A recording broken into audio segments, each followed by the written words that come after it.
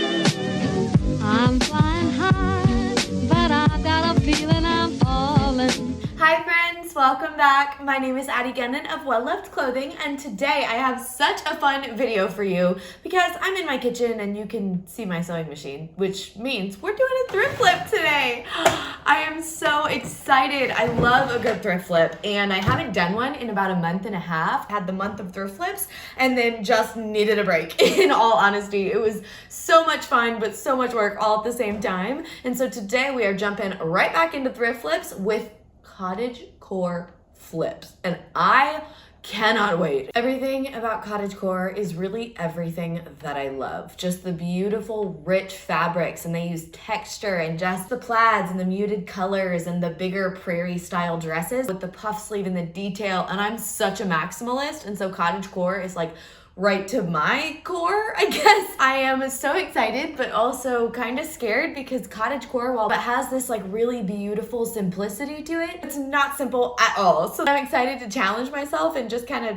do it, which is pretty much what I always do on these thrift flips. So I found some really good pieces today that we are going to flip into the cottagecore pieces of my dreams. So let's get started. Nobody else but you.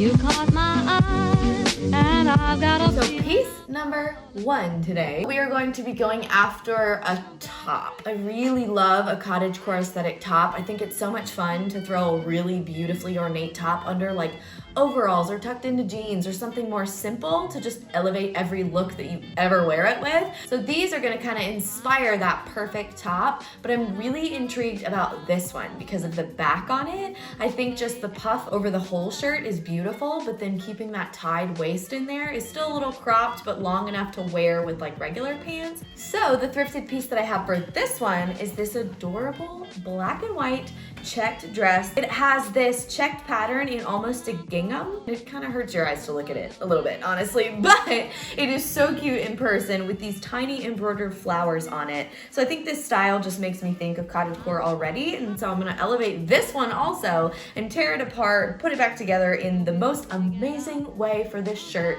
keeping those little flowers on the front. Very on par for this video, so I'm gonna do that and then add, of course, a puppy sleeve. I'm gonna go after that open back that's just gorgeous and the tie waist. And yeah, we're just gonna knock this thing out. So let's do it.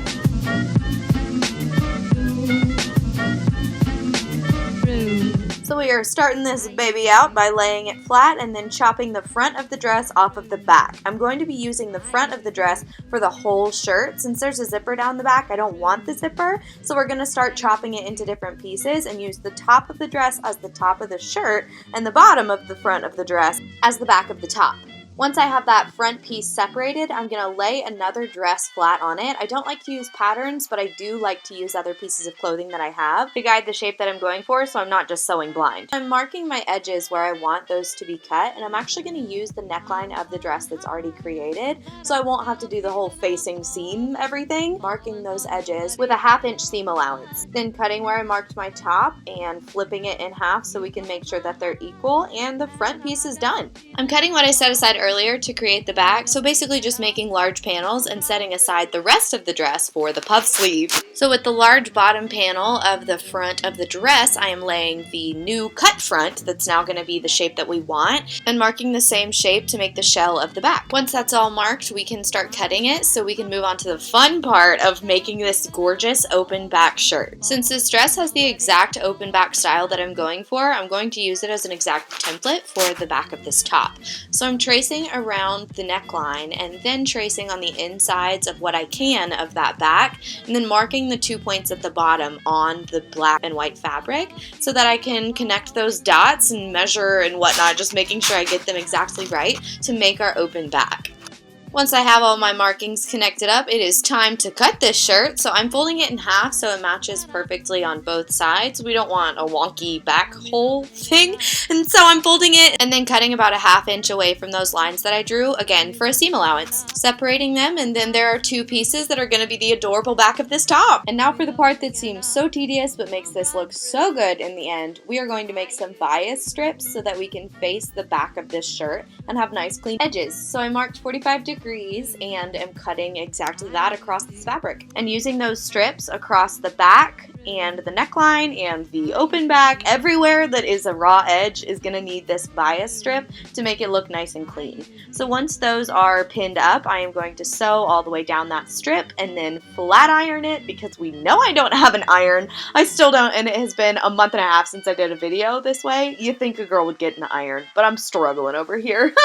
So I'm ironing those pieces flat so that the facing is touching the opposite side of the fabric, and then ironing down a 1/2 inch at the bottom of that so that we can make it that nice closed seam that's just beautiful on the back of this shirt. So once I have all of those pieces ironed across the neckline and down the back open hole, I'm going to sew all of those down to encase the raw edges. Show me the ring and I'll jump right through. So this is what that piece looks like when it's all said and done. And with the back all lined and pretty, we can now attach the front to the back. So I'm laying the 2 back pieces flat and then laying the front face to face with the back so I can attach it at the sides and the tops of the strap. I am then pinning it across the strap and down the sides to ensure that it stays exactly in place when we sew it, and then taking it to my sewing machine and sewing those things that I just pinned. After sewing each seam, I'm also following up with a zigzag seam along the edge so that we can keep all those frayed edges from fraying any further.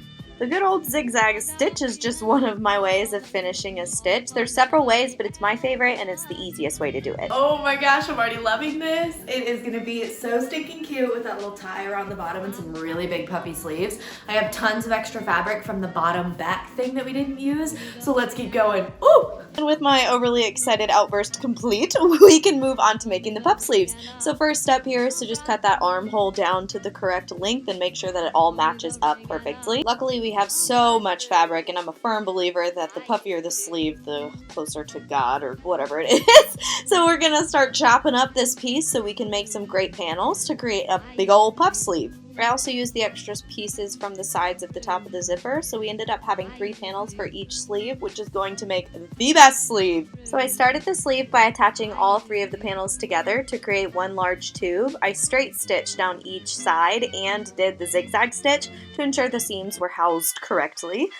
And once I finished my mini stitches down these sleeves, I had 2 large tubes that I was then going to gather and put elastic in to create the glorious puff. Before we can do that though, we need to create the casing for the elastic, because if you gather first, it's going to be very difficult to get the elastic straight on here. So I am taking it back to my flat iron and ironing down a 1/2 inch and then a 3/4 inch, because my elastic is a 1/2 inch. So I'm hiding the hem with a 1/2 inch, but then doing the 3/4 inch to actually house the elastic. Taking that to the sewing machine to sew that down all the way around the edge while leaving a little hole so I can actually put my elastic through it, and then setting my machine to a low tension and a long stitch length, stitching around the top of the sleeve but leaving 6 inches of space at the bottom because we don't want the armpit to be gathered in the shirt. Then we can start pulling one thread from that side to make the gather on the top of the puff sleeve, pinning it to the inside of the shirt with face touching face, and sewing the seam around the whole armhole while adjusting to make sure that the gather is mainly at the very top of the sleeve. And then repeating the whole process with the other sleeve also. And several stitches later, we move on to the elastic. So I'm measuring the elastic around my arm, marking a space, and then using a safety pin to push the elastic through the hole that we created earlier in the bottom of the sleeve, pushing it all the way through that hole. And then when it comes out the other side, we're going to stitch it together with the X stitch and then stitch up the hole that we made so it's a fully elasticized sleeve. And now we can move on to the finishing touches, which I am so excited about because we're almost done. So now I'm going to chop off the bottom of this shirt to give it like a long crop. It's kind of like the lob of tops, but I'm going to chop that piece off so we can put the facing on it using the same strip that we just cut. So I'm going to pin that to the front, sew that down, stitching all the way around the top, and then before we can do the full facing and close it off, we need to create 2 straps to be that tied bow in the back for the closure. To create the straps, I'm using even more excess fabric because this was just an amazing piece of fabric to use for this top, and I am making a tube in order to do a strap, which we're going to flip inside out with my special tool that's usually way harder to use, but this time it went really well. So once we flipped it inside out, we took it to the iron to flatten it and then stitched it it to the edge of where that piece was going to fold over to make that facing, so it's nice and clean tucked in there. So final step, we can hem this shirt with those pieces tucked into the sides. So I am folding the 1/2 inch at the top of the inch folded over for that facing hem and sewing that down all the way across the bottom to encase the raw edges, but to also just finish the shirt nicely. Last but not least, the button closure at the top of the back. So I'm using 2 adorable little knotted buttons that I think look so cute with the floral embroidery on the front, and attaching those with just a needle and thread to the back of the shirt. The loops for this, I have not finished the other side yet because I wanted the edges of the loops to be hidden with the facing. So I pinned the loops in, sewed those down, and then sewed the facing down, ironed it all down as normal facing would go, and attached it, and once all of that is attached, it's done!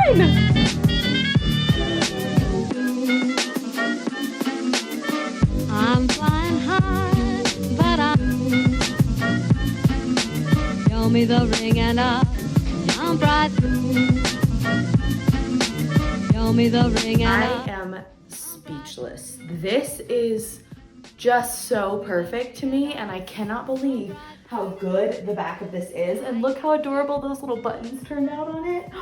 I can't even believe it. The open back and the tie, it's just so romantic. And the puff on these sleeves, I mean, this transition is amazing to me. I really did not know how this was gonna come together, and it came together in the most perfect puffy sleeve, cottagecore, everything good kind of way. I love it. Let's keep going. Oh my gosh, I love this video so very much. I'm so excited to do this next one. So number 2 is going to be this beautiful dress. This dress is gorgeous yellow plaid. It has a little bit of pleating smocking detail and then just this adorable trim on it. And I love this dress because of how flowy and light the fabric is, but it really made me think cottagecore because of this beautiful baby yellow and then these tiny little flowers that are embroidered on the top. It already has a little bit of a cottagecore feel, but it's not quite that fitted elegant dress. It's a little more of like an oversized house dress.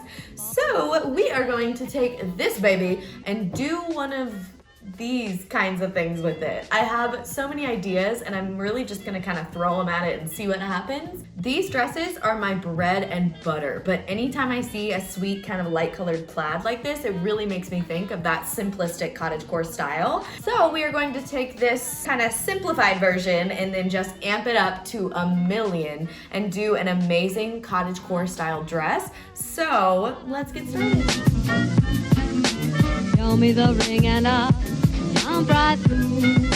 Ooh, I am so excited about this one. Okay, so we are laying it flat and using that exact same dress that we've been using because apparently it just has the best shape ever. So we are laying that down and marking down the sides that we need. So once we have those marked, we are going to cut the shape of it. But of course we have to split the top from the bottom, cutting straight through the back zipper right above that waistline tie. Then we can cut the markings that we marked earlier with a 1/2 inch seam allowance outside of them, but we can also just kind of forget about the neckline right now because we're going to make it square in a minute. But we are going to fold it over to make sure that the sides match and cut that way. A little trick I learned for the perfect square neckline is to use a piece of paper because obviously it already has the perfect square edges. So I'm going to mark on those and then cut the square out of it. And then we have our little square neck top that we're then going to sew all together to create the bodice for this dress. So we're flipping inside out to put face to face on the fabric and sewing down the sides with a regular stitch and then a zigzag stitch next to it to house those seams. Next step is to do a marathon of facing on this whole neckline front and back and on the armholes because I want this to be a tank top dress. And so I am taking some excess fabric that I had from the sleeves to create the neckline facing and really just using as much fabric as we have. Luckily these lines are straight and so I don't have to make bias tape because the fabric will just fold over straight. So once all of my facing pieces are cut, I am flipping it inside out and then putting face to face on all of those seams. So I have my 6 pieces and one's going across the neckline, up the sleeves. Oh gosh, I have 8 pieces. I don't remember. I have so many pieces. But I'm pinning them down face to face and then sewing them all the way across to house those seams in the facing. Then repeating the exact same process with the back, but since there's a zipper and I am going to cut it out, but we'll get to that later, I do have 4 pieces to do this. I'm putting 2 on the back, 2 up the sides, pinning, sewing, yay. And then back to the ironing board, well, the counter with the flat iron, oh my gosh. Woo! To finish all of this facing for like an hour of ironing with this. So once I had that 1/2 inch folded over and the whole piece folded back over to create that facing edge, I took it back to the sewing machine and sewed all of my edges to create that perfect square neck and house all of those seams. With all the facing done and the top basically completed, except for some finishing touches, I now need to figure out how wide the skirt waist needs to be on this dress. So I'm measuring the bottom of the top and then measuring the skirt and cutting directly down the center of it so that it matches the girth of the shirt. I left about an inch seam allowance because I wanted to have enough wiggle room, because if I messed up this, then it would basically mess up the whole dress.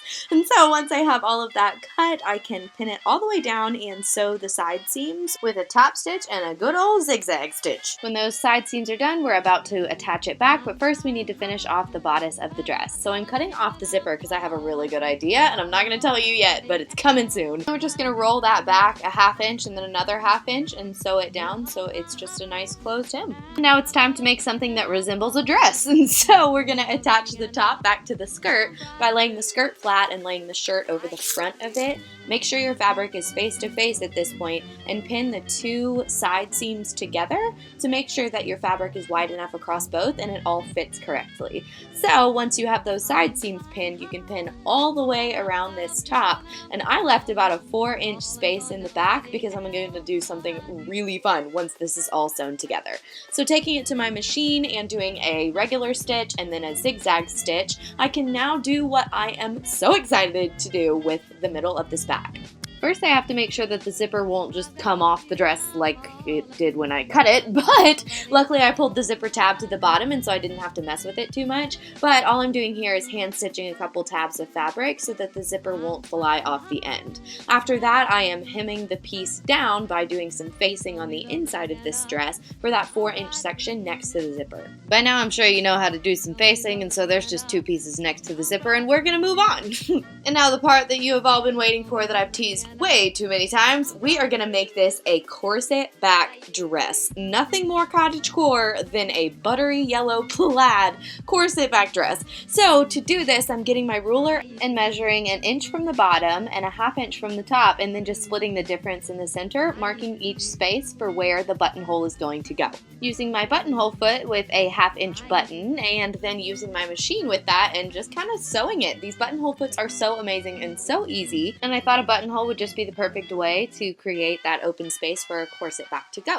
So once I finish all of those buttonholes and seam rip the space in the center open, I then thread the 2 straps from the side of the dress that I sewed together, yeah, super easy, to create the corseted back. So the final step for this is to create some ruffles on those sleeves. So I'm going to gather some extra fabric that I had from the sides of the skirt where I cut it with the same long stitch and pull kind of method. So here's the gathers that I had after that. So we're going to take those ruffles, pin them under the shoulder of the sleeve, and then just sew them all the way around, and oh my gosh, it's done. I'm flying high, but I got a feeling I'm falling for nobody else but you.